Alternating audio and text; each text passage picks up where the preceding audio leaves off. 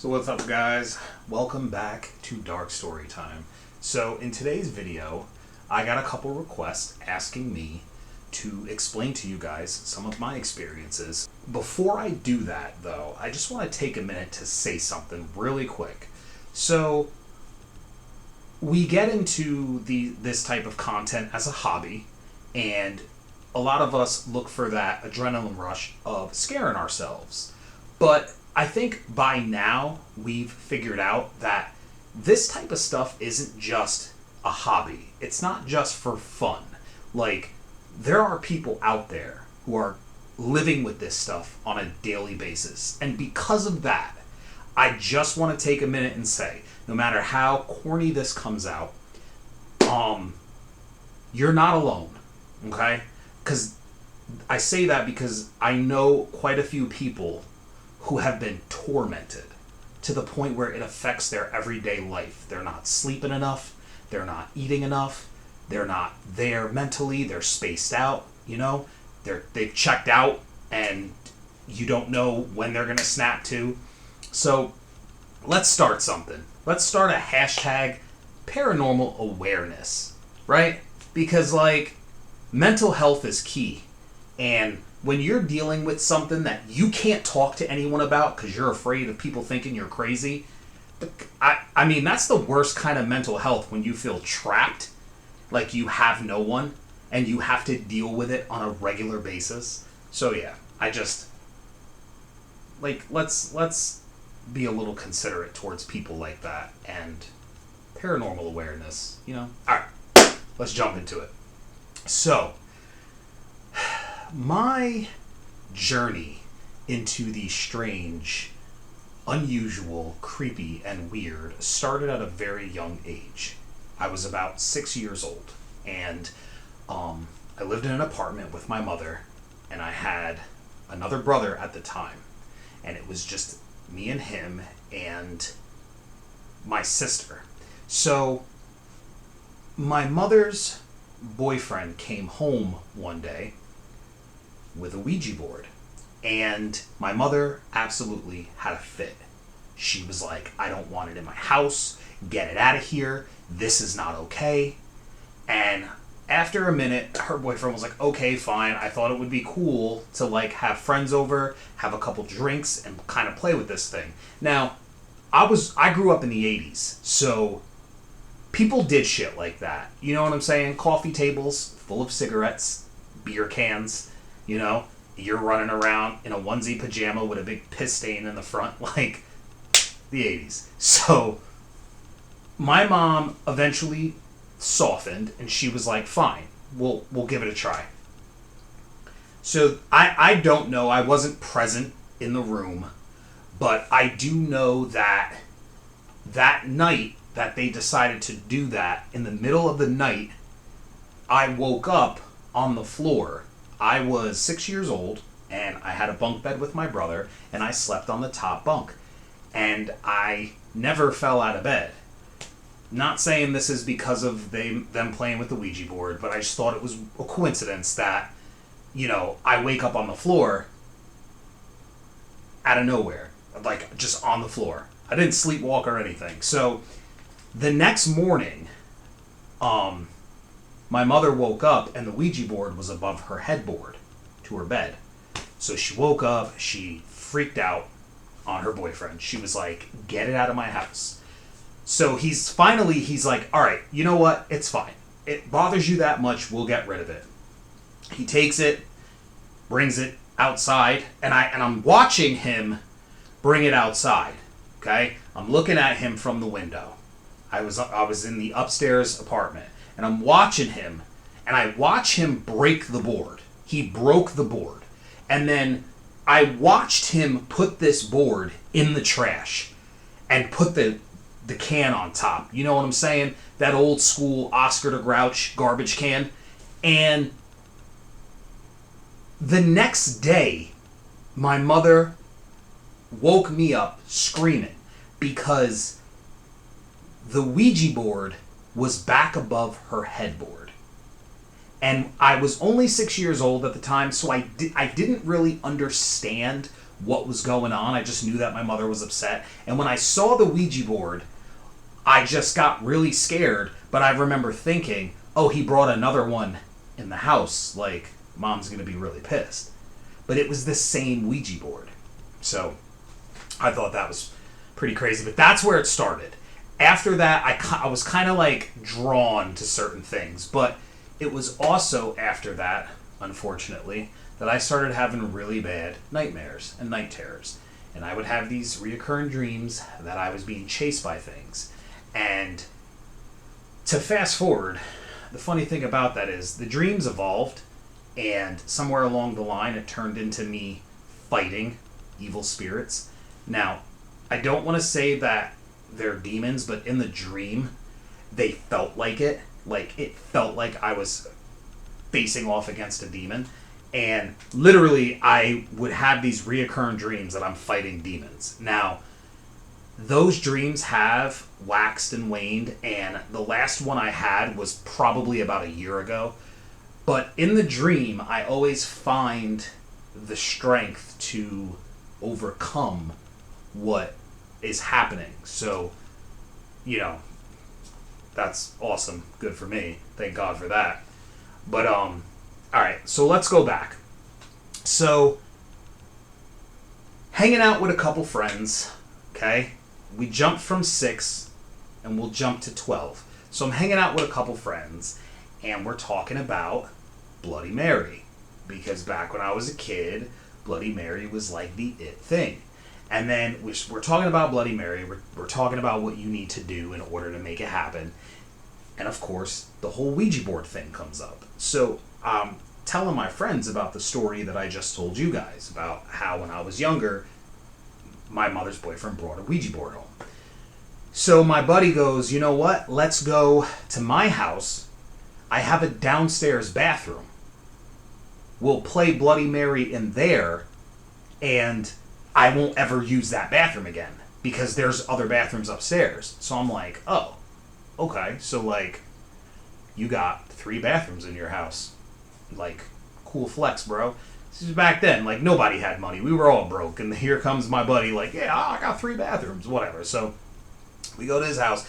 And right as we're about to go in to the bathroom and all huddle around the mirror and play this game, I got this overwhelming feeling that it was just a really, really bad idea. And I ended up not going in, right? So my friends go in, they play the game. Apparently nothing happens. They come out, they're all disappointed. Me, on the other hand, I'm like, my nerves are shot, right? I'm like borderline shaking, and my buddies are like, what's the matter with you? Like, you didn't even come in, you didn't play. And I was just like, I don't know. I feel really, really weird. So I'm like, yo, I'm going to go home. I'm not feeling good. I think I'm just sick. Boom, I go home, right? So 2 days later, I'm talking to the friend who has the house, and he starts telling me about how ever since they played the game in the downstairs bathroom, whenever he's downstairs now, he hears a knocking in the bathroom. It's not really loud. It's not like bang, bang, bang. But it's very subtle. And anytime he draws attention to it or he, like, approaches the door, it stops. So he tells me, first thing he does is he apologizes. He's like, I'm really sorry. I should have never played the game. Like, you were right to not come in the bathroom. It's like, yeah, I know I was. It's like, come on. So fast forward to my teenage years, okay? I'm living in this big house, right? I'm staying with my aunt. We're living in... It was a duplex, but she bought it and just made it one big house. So the house had 2 sides, okay? On the left side, you go through the door. There's a living room. There's a back room. And then there's the kitchen, okay? When you first walk through the door, there's a flight of steps that go up to a second floor. And on that second floor, if you go left, you turn left. To your right is a bathroom. Next to the bathroom is a bedroom. A little ways down the hall to the left is another bedroom on the right. And then directly next to that bedroom is another bedroom. And then Next to that is what I called the closet bedroom because it was just a small bedroom. That was my favorite room, so I would sleep in there. It was big enough to put a bed, a dresser, and a TV in it, and that was all I needed. So I stayed on that side of the house. I mean, we lived in the whole house, but that was my side. So I'm laying in bed one night, and my aunt had this terrible habit of creeping around the house and checking on you to see if she could catch you doing something you shouldn't be doing. And I remember I'm laying in my bed, laying back in my bed, and I'm watching TV. It's like 11 o'clock at night. And I have my light on in the room, and my door shut. So I hear the floorboards creaking, like she's coming, like she's trying to sneak down the hallway. And I remember thinking, oh, here we go. So as she's creeping down the hallway, she gets about halfway, and I say, I know you're there. Like, I can hear you. You're not as quiet as you think you are. And I'm like, what's up? And she stops. And I'm like, ugh. So she's either going to try to scare me, or she's going to be super quiet and try to sneak back to her room and act like she never came down the hallway. Whatever. So I'm laying there, and after like a couple minutes go by, I'm like, okay. I go back to watching TV, and I hear the creaking again. So finally, I say her name, and I'm like, I can hear you. Like, what's up? And I'm getting frustrated. So my door starts to creak open, and I'm like, wow, she never gives up. And as my door creaks open, I look into the hallway, and it's just pitch blackness. Like, there's nothing behind the door. There's nothing there. And my door opened up. And it wasn't like a gust of wind or anything like that, or it wasn't like the door itself was just loose and it just did that. Because the door opened slowly and then stopped and then opened a little more and then stopped. So as that happened, here's the part that you don't expect when you're in that situation, okay? It wasn't the fact that something opened my door and I didn't know what it was that scared me. It was when I looked into the hallway and all I could see was pure darkness. And it was like a darkness that I've never experienced. And they tell you that the human brain is capable of scaring itself worse than anything else. Yes.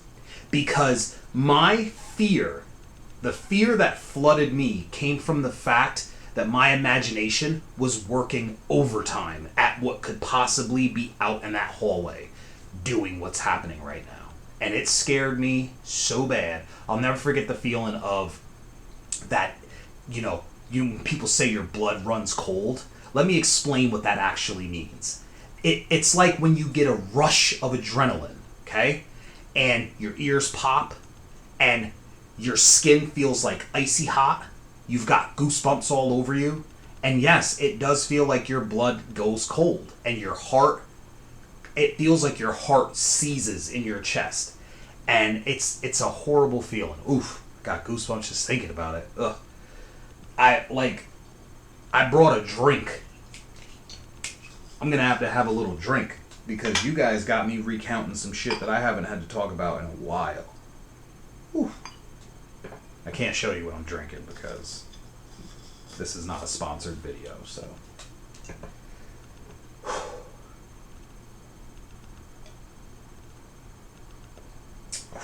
Alright.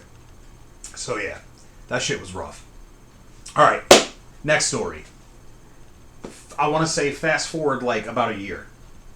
Okay, so I'm 18 years old. I'm doing the whole fake ID club thing. And I'm partying it up. I'm hitting the clubs from like Wednesday night up into Saturday into Sunday morning. Like hardcore clubbing. And this one particular night, I get home from the club, and it actually wasn't night anymore. It was early morning. It was like 6:30, 7 a.m. I just got back from the diner, go up in my room. I'm like, oh, I'm so tired. And I'm still partially drunk, and I had the closet room. So you open the door, and you can literally fall forward onto the bed. So I do that. I fall forward onto the bed, and I pass out. Now, sober, not extremely exhausted, I am one of those people that will sleep through a tornado. Okay? Like, my wife has literally had to wake me up because the fire alarm was going off in our house, and I didn't hear it. We're okay. It was just malfunctioning. But that's how heavy I sleep. Now, add alcohol and exhaustion to that, okay? My cousin was staying with us at the time. And she had that kind of voice that it would ring your ears if she yelled. You know what I mean? It had a decent pitch to it.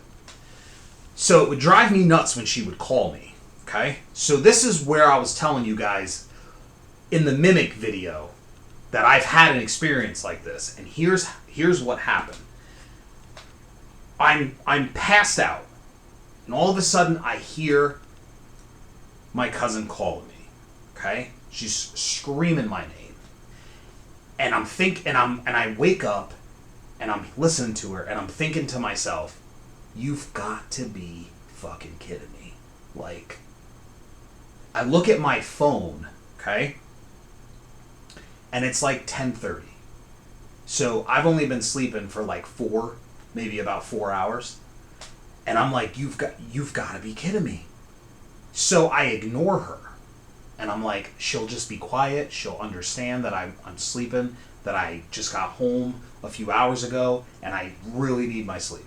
So I don't say anything. I squeeze my eyes shut, and I start to drift back to sleep. She starts screaming my name again.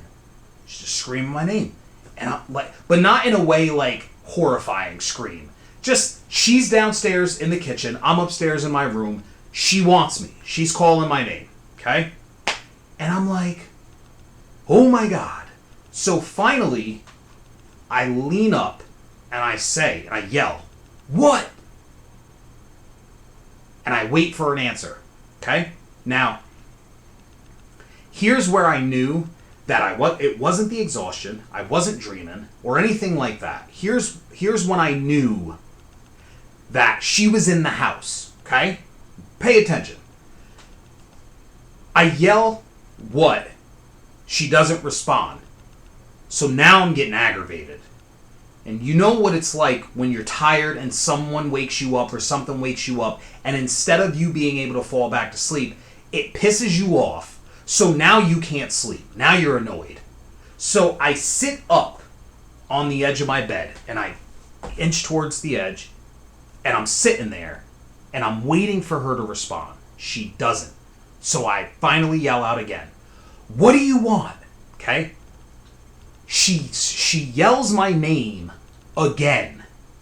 And I'm like, what? And she says, clear as day, never mind.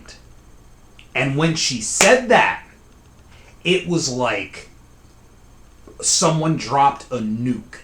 I friggin' snapped. And I jump up and I'm like, no, you're not gonna do this. And I'm like furious, okay? I'm stomping down the hallway. I kick the door open and that separated the two halves of the house. And I go stomping down the steps. You know what I'm saying? Like, I'm breathing hard. My chest is heaving like I'm mad. And I stomp into the kitchen. And as I stomp into the kitchen, I freeze. Okay? And let me see if I can describe this feeling. I went from insanely furious to extremely scared in the blink of an eye. It was like a millisecond. And let me try to describe what that feels like. Imagine you're going on a roller coaster. Okay? Imagine you're on a roller coaster and they're pulling you up to the top. They're pulling you up to the top. Okay? You get to the top and that roller coaster drops. Okay? Your stomach lurches. You get that feeling in your belly. Now, imagine in the middle of that feeling if they just stopped the roller coaster. Now, forget about the fact that could injure you. Let's just say, for this conversation, we'll ignore the laws of physics and you would just stop and everything would be fine. That feeling was like I got slammed into by an instant headache and I wanted to vomit. And I'm looking around the house. My fucking hair is standing on ends. I've got goosebumps all over me. There's no one in the house, okay? I pick up the phone and I call my aunt and I'm like, hey, is my cousin with you? I'm not going to say her name, obviously, for reasons. And we'll call her Stacy. I'm like, hey, Stacy with you? And my aunt says, yeah, why? And I'm like, did you guys just leave? She goes, what are you talking about? We went to church at like 9 o'clock and we're shopping right now. And like, I didn't know what to say back to her. I was just quiet. And she goes, what's the matter? And I was like, nothing. I was just wondering when you guys would come home. She was like, you're up quick. You like, what time did you get home this morning? And I told her. She's like, yeah, this is weird. I'm like, it's fine. Guys, it was not fine. I was so stressed out. I was so stressed out. So, fast forward a couple weeks, okay? And I'm downstairs in our basement. Our basement is set up. It's like there's like a big screen TV. And you know, back in the day, that big screen TV was like the big Zenith. That thing was like a huge friggin' tube TV. And that was the big screen back then. And I'm watching TV and I'm laying on the couch and I'm watching TV. Okay. The lights are off. It's dark down there, but I have the TV on. Now, when you first come down the stairs, if you look straight ahead, there's a wall. To the left of the wall, there's a couch. Okay? In front of the couch is the TV. Okay? Now, if you keep going left, there's a door that leads to a hallway that goes outside to another door. Okay? So you open the door and you go outside. Excuse me. My aunt was the type of person who would lock that door while also locking the outside door, because where we lived, it wasn't a good neighborhood.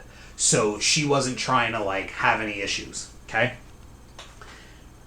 Don't ask me why, but that door that you had to open to go into the hallway had a window on it. Don't ask me why. Oh my God. All the red flags. I'm laying on the couch one night, and I'm not watching a scary movie. It's nothing like that. I'm watching TV. And all of a sudden, I hear like a slight tapping on that glass window. Like someone with a nail was tapping. Kid you not. Again, that feeling of my blood freezing, my skin feeling like icy hot. And I'm like, what the fuck is that? And it took so much for me to get myself out of there. Like, I started instantly sweating. I refused to move. I'm sitting there watching TV like this, and when I heard the noise, I froze. So, like, I refused to move. I was sitting like this, and I'm working up the courage to jump up and run upstairs as fast as I can. And I did. But I didn't sleep that night. Okay? So, like, these things are happening, and it's starting to take its toll on me. Like, I explained in the beginning of the video. Like, people are living this shit, and it's affecting them in their day-to-day life. Like, I was so tired. I didn't want to go hang out with my friends. And my aunt was, like, a major Christian, like, Bible thumper. So, if you told her anything about what, she's just going to look at you and be like, oh, you need to get right with Jesus. And I'm like, yo, I am not in the mood for that right now. Okay? I'm not in the mood for that. So one morning, it's a Sunday. No one went to church. It was weird. It was me.